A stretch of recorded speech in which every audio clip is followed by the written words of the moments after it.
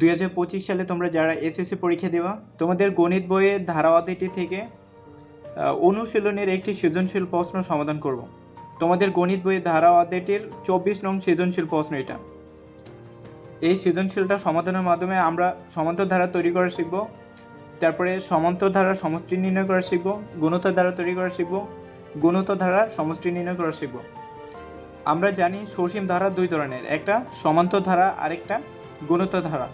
সমান্তর ধারার কিছু সূত্র আছে, গুণোত্তর ধারার কিছু সূত্র আছে। সূত্রগুলো আগে মুখস্থ করে নিব। যেমন এখানে আমাদের প্রথম পদ, সমান্তর ধারার ক্ষেত্রে প্রথম পদকে এ দ্বারা প্রকাশ করা হয়, সাধারণ অন্তরকে ডি দ্বারা প্রকাশ করা হয়।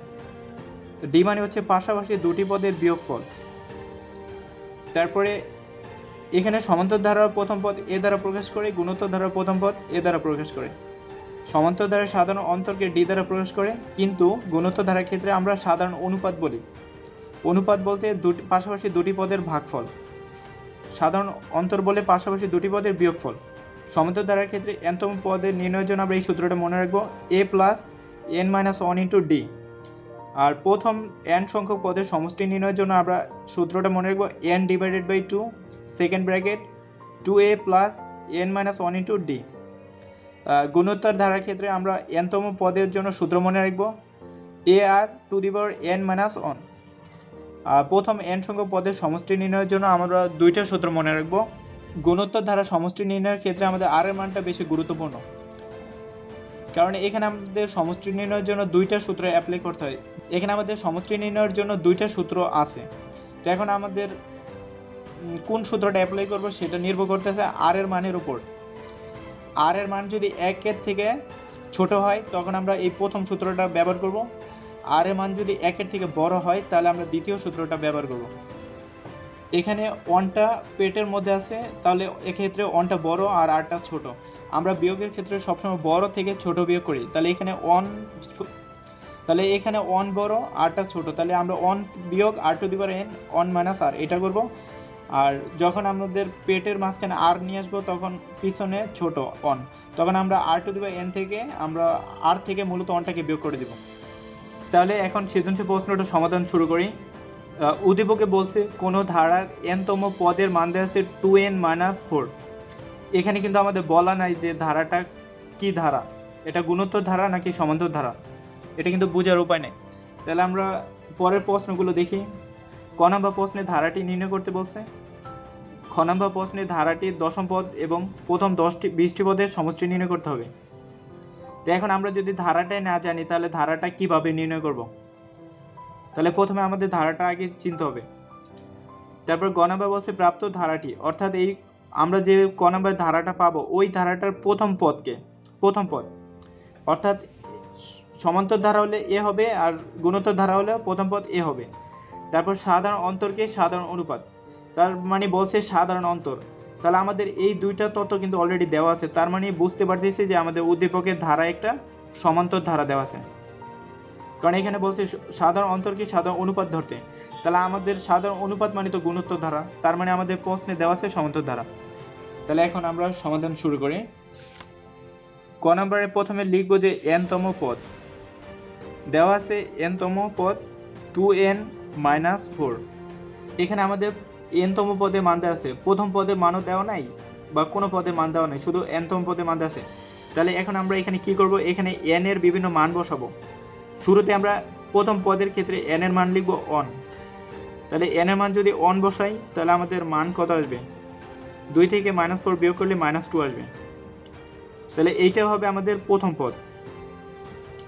দ্বিতীয় পদ বললে আমরা এন এর মান লিখবো 2, তাহলে দ্বিতীয় পদ হবে 2 × 2, শুধু এন এর জায়গায় আমরা মানগুলো বসাবো, 4 = 0।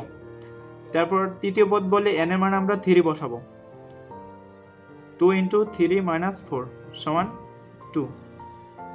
তারপরে এন এর মান চতুর্থ পদ বললে এন এর মান লিখবো 4, 2 × 4 - 4 = 4। এভাবে করে আমরা কমপক্ষে 4টা পদ বের করব। 4টা পদ বের করার পরে এখানে আমাদের এন এর মান যখন 1 ছিল তাহলে এটা হচ্ছে প্রথম পদ। তাহলে আমরা ধারাটার সিরিয়ালে লিখবো, ধারা শুরুতে প্রথম পদ লিখবো, প্রথম পদের মান -2, তারপরে 0 + 0 + 2 প্লাস 4। আমরা সমান্তর ধারা লেখার সময় মাঝখানে যোগ চিহ্ন দিয়ে লিখব, আর এখানে আমরা ডট ডট দিয়ে দিব, কারণ এই ধারাটার আরও পদ বের করা যাবে। তাহলে ক নাম্বার কমপ্লিট। এখন আমরা খ নাম্বার প্রশ্নটা সমাধান করব। খ নাম্বার প্রশ্নে বলছে ধারাটির 10তম পদ নির্ণয় করতে হবে এবং প্রথম 20টি পদের সমষ্টি নির্ণয় করতে হবে। তাহলে প্রথমে আমাদের ক হতে যে ধারাটা ওটা লিখব। ধারা এটা যেহেতু সমান্তর ধারা, সমান্তর ধারার nতম পদ এবং সমষ্টি নির্ণয়ের জন্য আমাদের দুইটা মান লাগবে, একটা প্রথম পদ লাগবে, আরেকটা সাধারণ অন্তর লাগবে। ধারাটির প্রথম পদ a সমান, এখানে আমাদের প্রথম পদের মান দেওয়া আছে -2, এটা লিখব। সাধারণ অন্তর লাগবে, সাধারণ অন্তরকে d দ্বারা প্রকাশ করি। d সমান, আগে বলছি যে পাশাপাশি দুটি পদের বিয়োগফল।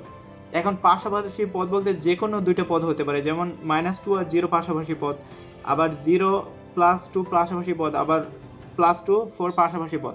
আমরা যে কোনো দুইটা পদকে বিয়োগ করব। এখন আমাদের মনে প্রশ্ন জাগে যে আমরা কি -2 থেকে 0 বিয়োগ করব না 0 থেকে -2 বিয়োগ করব। এই ক্ষেত্রে আমরা অবশ্যই পরবর্তী পদ থেকে আগের পদটাকে বিয়োগ করব। তাহলে আমাদের এখানে পরবর্তী পদ 0, তাহলে 0 থেকে -2টাকে বিয়োগ করে দেব। 0 মাইনাস এবং প্রথম পদ লিখব -2, তাহলে মাইনাসে মাইনাসে এখানে প্লাস হয়ে যাবে +2। তাহলে আমাদের সাধারণ অন্তরের মান আসলো 2। আমরা সমান্তর ধারার nতম পদের সূত্র জানি a + n - 1 × d। তাহলে এখানে আমাদের 10ম পদ নির্ণয় করতে বলছে, তাহলে আমরা লিখব nতম পদ সমান a + n - 1 × d। তাহলে এখানে আমাদের 10ম পদ জানতে চাইছে, তাহলে n এর পরিবর্তে আমরা 10 লিখব, তাহলে 10তম পদ।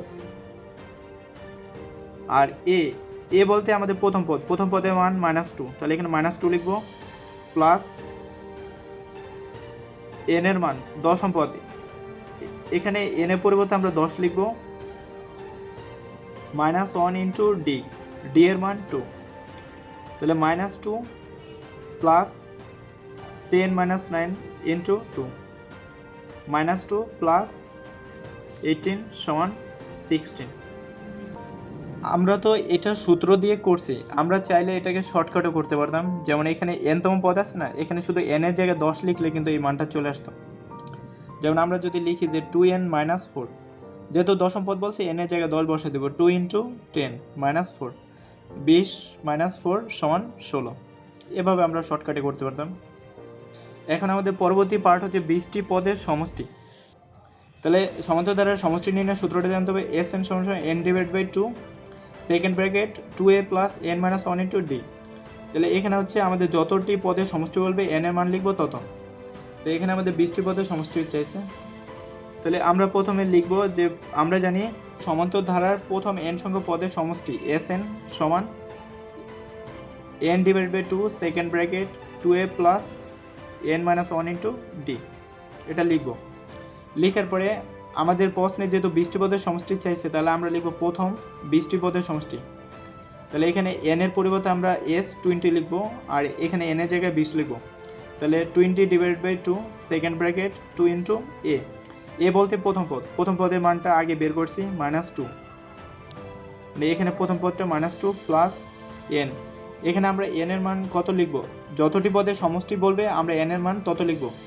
10টি পদের সমষ্টি বললে n এর মান 10 লিখব, 20টি পদের সমষ্টি বললে 20 লিখব, 15টি পদের সমষ্টি বললে 15 লিখব। তাহলে 20 - 1 × d। d এর মান কত বের করছি 2, পাশাপাশি দুটি পদের বিয়োগফল। আমরা যদি এই 4 থেকে 2 বিয়োগ করি তাহলে 2 আসবে, আবার 2 থেকে যদি 0 বিয়োগ করি এখানেও 2 আসবে। তাহলে পাশাপাশি দুটি পদের বিয়োগফলের মান d। 20কে 2 দিয়ে ভাগ করলে 10 হবে, সেকেন্ড ব্র্যাকেট 2 × -2 -4, তারপরে প্লাস 19 × 2, 19 × 2,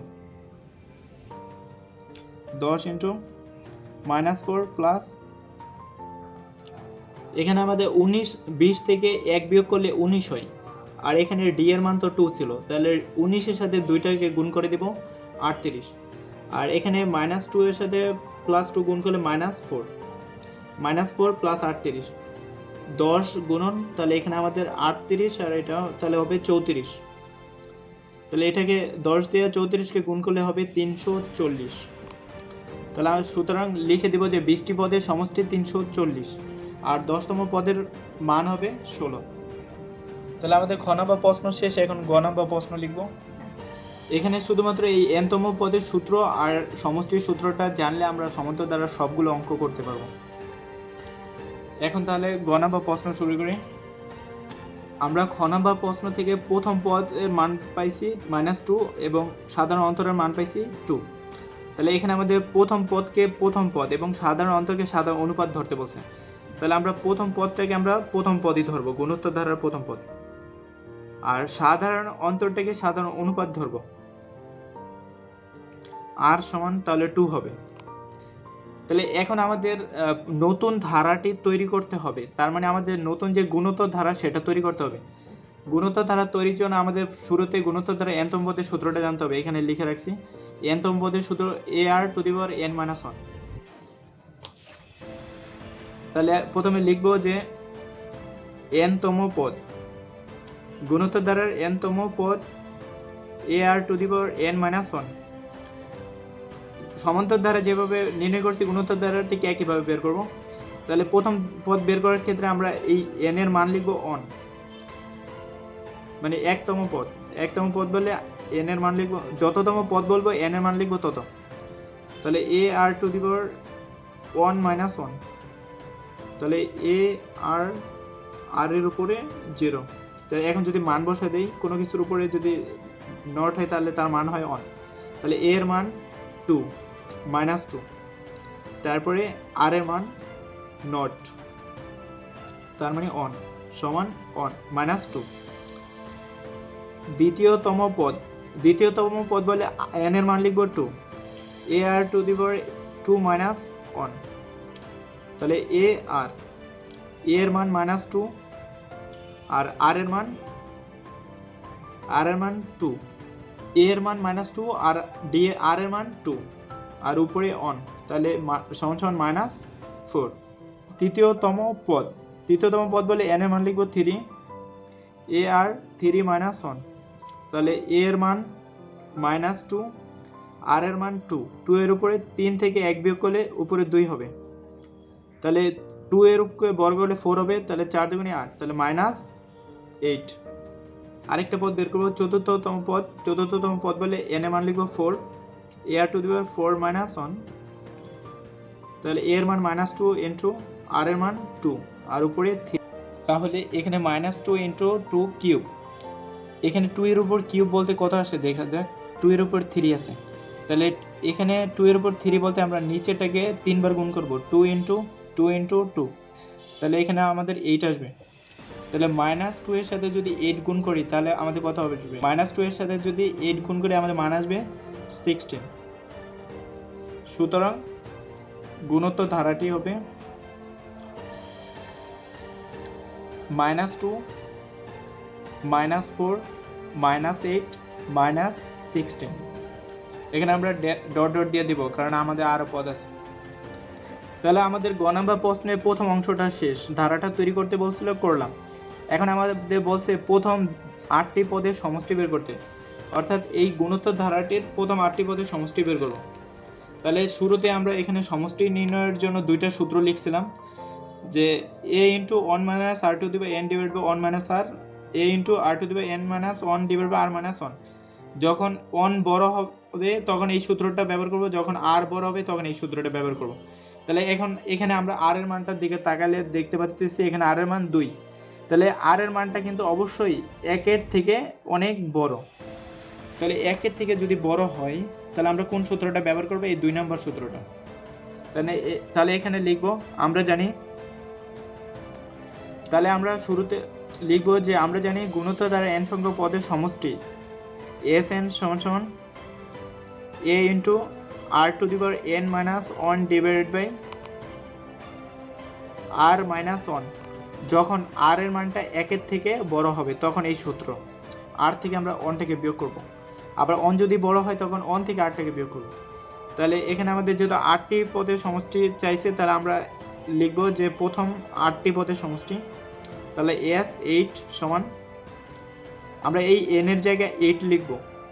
তাহলে এখানে আমাদের প্রথম পদ প্রথম পদের মান কত দেওয়া আছে? -2। -2 ইন্টু আর।